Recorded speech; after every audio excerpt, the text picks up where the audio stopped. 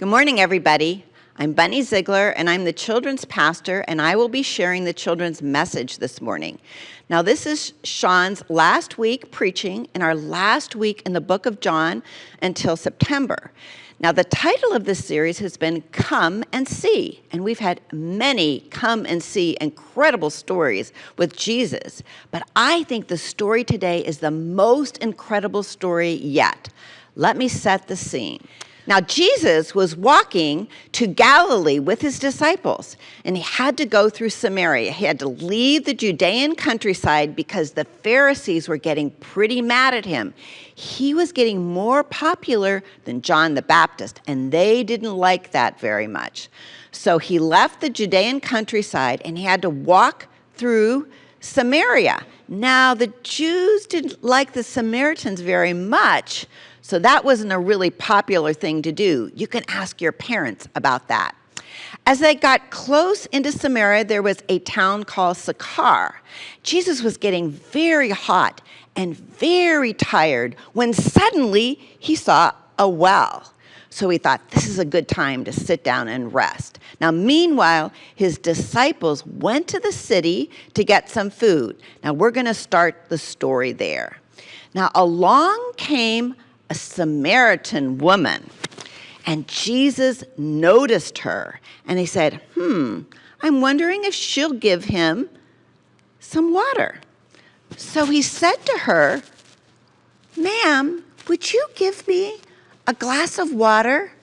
Well, she said, what's a Jewish man like you talking to a Samaritan woman like me and asking for water? Well, if you knew who I was, you would be asking me for water, and I would give you living water. Living water? Are you kidding? Where are you going to get this living water? It's a very deep well. You have absolutely nothing to get the water out. And by the way, this is our ancestor Jacob's well. Are you more important than him? Well, I was just saying, if you get water from this well, you'll get thirsty again. But if you get my water, you'll never get thirsty again. You'll be like having a spring that gushes forever. Oh my goodness, give me that water. I never want to come to this well again. Well, okay, go get your husband and bring him here.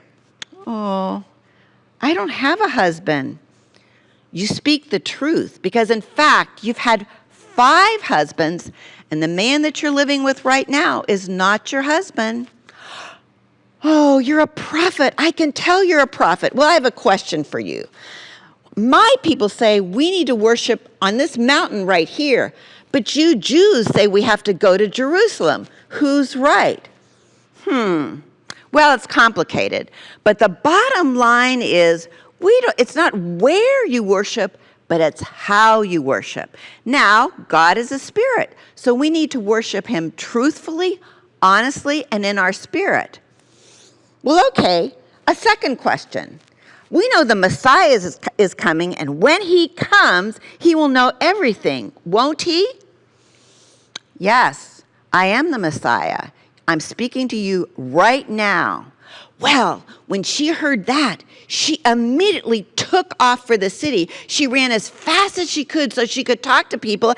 And guess what? She left her water jug right by the well. Now, I'm going to stop the story right there, and you'll hear the rest of it in September. But there's a few questions you might be thinking about. What do you think happens to her? What does she do in the city? Does she talk to somebody? And what's the difference Jesus is going to make in a little town in Samaria?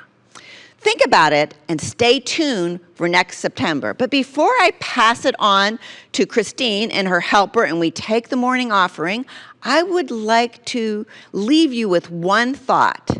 Now, don't you think it's pretty amazing that Jesus, a Jewish man, was willing to talk to a lowly Samaritan woman who probably made so many mistakes you can't imagine, and not very many people liked her, but he was willing to let her give him water, and he gave her hope, encouragement, acceptance, and love.